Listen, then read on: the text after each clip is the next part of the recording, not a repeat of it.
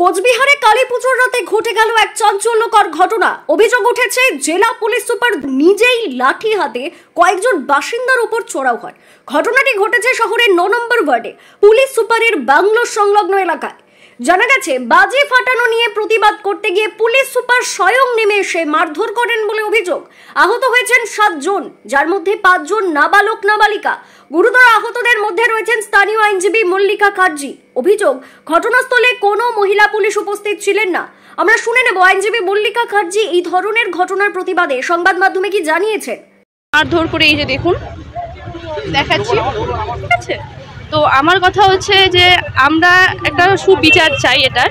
আমরা ইন্সপেক্টর আমরা সম্মান করি যে একটা যেখানে আমরা ভালো আইনি ব্যবস্থা পাবো, সেখানে আমরা কোথায় আছি? যেখানে একজন মহিলার গায়ে একজন পুরুষ এইভাবে হাত দিচ্ছেন, আমরা তো জানি না, হয়তো মুখ চেনা, তার জন্য আমি জানতে পারলাম যে উনি হচ্ছেন সুপারিনটেন্ডেন্ট অফ ইন্সপেক্টর এসপি। উনি তো গুন্ডাও হতে পারতেন, মাস্তানও হতে পারতেন। বাড়িতে 20 জন 25 জন 30 জন এসে কন্টিনিউয়াসলি ধাক্কাধাক্কি করছে, বাচ্চারা সব মাইনর বাচ্চাকে মারছে কোনো কারণ ছাড়া, কোনো ইয়ে ছাড়া।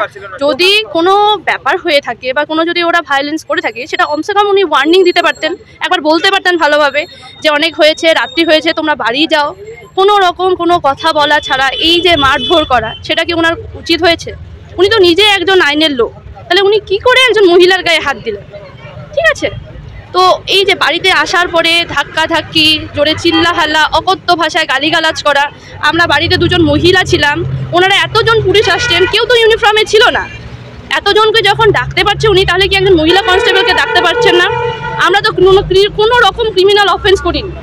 তাহলে আমার কথা হচ্ছে, আমরা যেখানে কোনো ক্রিমিনাল অফেন্স করিনি, সেখানে কিছু করিনি, উনি কন্টিনিউয়াসলি আধা ঘন্টা 45 মিনিট ধরে এই যে অকথ্য ভাষায় গালিগালাজ করলো, সেটা কিসের জন্য? গাড়িগুলো ভাঙছে, যাকে পাচ্ছে, এমনকি রাস্তা দিয়ে লোক যাচ্ছে তাদেরকে অবধি বেধড়ক মার মারছে। তাহলে আমরা বলেন আমরা কোথায় আছি? আমাদের দেশের আইনি শাসন ব্যবস্থা কিরকম? আমরা কার উপর আস্থা রাখবো? উনি নর্মাল হাফ প্যান্ট, স্যান্ডো গেঞ্জি আর মাথায় একটা ফাট্টি বলে, যেটা মানুষ গুন্ডা মাস্তানরা পরে। উনি তো কোনো ইউনিফর্ম পরা ছিলেন, তাহলে আমরা কি করে বুঝবো যে উনি পুলিশের লোক? আমরা ওনার মুখ চিনি, আমরা পাড়া প্রতিবেশী যেহেতু মুখ চিনি, সেই সুবাদে আমরা জানি যে উনি ইন্সপেক্টর। আমাদেরকে যে এই যে বাড়িতে এসে চিল্লাহালা বলছে, দরজা খোলো দরজা খোলো, অকথ্য ভাষায় গালিগালাজ করছে, তখন মোটামুটি 12:30 নাগাদ হবে। আমাদের পাশাপাশি যত আছে সবাই আসছে, এসে ওনাকে বলা হলো, উনি উল্টো ওদেরকে রাগ দেখাচ্ছেন, মারামারি করছেন, বলছে এখান থেকে চলে যাও। আর মুখের ভাষা আমি ইউজ করতে পারছি না, কারণ আমরা তো এটা আমার বলার বাইরে, ঠিক আছে। তো আমার কথা হচ্ছে যে আমাদের আইনি ব্যবস্থাটা আজকের ডেটে কোথায়? আমি নিজে একজন অ্যাডভোকেট, সেখানে উনি কি করে একজন মহিলার গায়ে হাত দিল উইদাউট কনস্টেবল, লেডি কনস্টেবল ছাড়া উনি কী করে গায়ে হাত দেয়? যখন ওরা জানতে পারতেছেন বাড়িতে ছোট বাচ্চা আছে, মহিলা আছে, তাহলে ধাক্কাধাক্কি করে ওনার বাড়িতে কিভাবে ঢুকতে যাচ্ছেন? কতজন শিশু আহত হয়েছে? 4-5 জন। 4-5 জন শিশু আহত হয়েছে। আদালত একটা সময়সীমা বেঁধে দিয়েছিল বাজি পোড়ানোর, সেই নিয়মটা কি আপনাদের জানা ছিল? আমাদের দেখুন, আমাদের পুজো শেষ হয়েছে 12টা নাগাদ। ছোট বাচ্চা তো, একদিন দীপাবলি তো বছরে একদিনই আসে, বারবার তো আসে না। আর এটা সেরকম কোনো বিয়ে বাড়ি বা অন্যান্য অনুষ্ঠান নয় যে সেটার কোনো টাইম পিরিয়ড থাকবে। তো বাচ্চা মানুষ নর্মালি ফোটাচ্ছিল, ওনার যদি সেখানে অসুবিধা হয়ে থাকে বা ওনার কুকুরের অসুবিধা হয়ে থাকে, সেটা উনি এসে একবার কমসে কম বলতে পারতেন। আমরা গার্জিয়ানরা ছিলাম, বাচ্চারা ছিল, ওদেরকে যদি বলে যেত, তারপরে যদি কথা না শুনতো, সেটা আলাদা ব্যাপার। উনি লাঠি চার্জটা কী করে করে?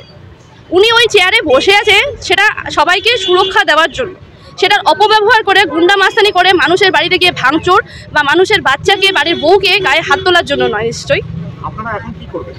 আমরা যা আইনি পদক্ষেপ নেওয়ার সেটাই নেব, কারণ আমাদের দেশের যেখানে এই সুপারিনটেন্ডেন্টের এই অবস্থা, সেখানে আমরা নর্মাল পুলিশি ব্যবস্থাকে আস্থা রাখি। আপনারা কোথাও জানিয়েছেন? আমরা এখন মেল করবো ডিএমকে, ঠিক আছে, আইজিকে, যত উপর মহল অবধি যাওয়া যায়। যেহেতু আমি নিজে একজন অ্যাডভোকেট, আমাদের বার কাউন্সিল অফ ইন্ডিয়াতে জানানো হয়েছে, বার অ্যাসোসিয়েশনেও জানানো হয়েছে। আমরা এটা নিয়ে হাইকোর্টে কেস করব, ঠিক আছে।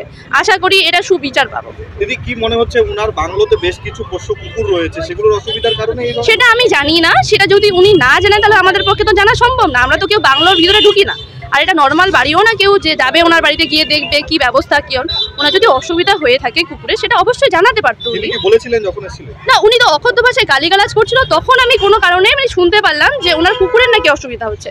তাহলে আজকের ডেটে এই যে বাচ্চাদেরকে মারলো, আমাদেরকে মারলো, ওনার পোষ্য কুকুরের থেকেও কি আমরা অধম? মানে আমরা কি গরু ছাগল? উনি যে হিসাবে মারলো, মানে আমাদের তো কোথাও গিয়ে মনে হচ্ছে যে আমরা মানুষের ক্যাটাগরিতেই পড়ি না, আমরা একটা গরু ছাগলের মতো। আমার হাজবেন্ড একজন স্কুল টিচার, একজন শিক্ষকের হাতে উনি কি করে মানে মারতে পারেন? যেখানে একজন কতজন আহত হয়েছে? আমরা 7 জন। টোটাল 7 জন, তার মধ্যে 5 জন বাচ্চা, তাই তো? হ্যাঁ। আপনার হাজবেন্ড আর আপনি? আমি। হ্যাঁ। আপনার নামটা বলবেন? মল্লিকা কাছে। কোন আদালতের আপনি আইনজীবী, কোথায় প্র্যাকটিস করছেন? আমি কুচবিহার বার অ্যাসোসিয়েশনে করছি। তবে সমস্ত অভিযোগ অস্বীকার করেছেন পুলিশ সুপার। তার দাবি নিরাপত্তার স্বার্থেই পদক্ষেপ নেওয়া হয়েছে। আমার ঠিক আমার এই রেসিডেন্সের পাশেই সন্ধ্যে থেকে তারা বাজি ফাটাচ্ছে বিভিন্ন সময় তাকে বারণ করা হয়েছে, আমার গার্ড গিয়ে বারণ করেছে।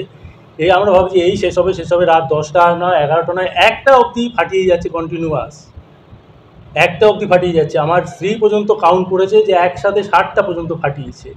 আমার গার্ড দিয়ে বারবার বারণ করেছে, তারপরে গিয়ে তাকে বলা হয় যে আপনারা এই করবেন না। কোনো মারধরের কিছু ঘটনা ঘটেনি, আপনাদের আমি দেখাতে পারবো যে আমার রেসিডেন্সের মধ্যে পর্যন্ত বাজি ফাটিয়েছে, ছুঁড়ে মেরেছে।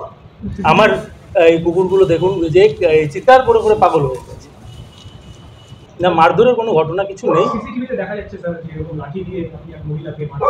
না, এরকম কোনো ঘটনা হয়।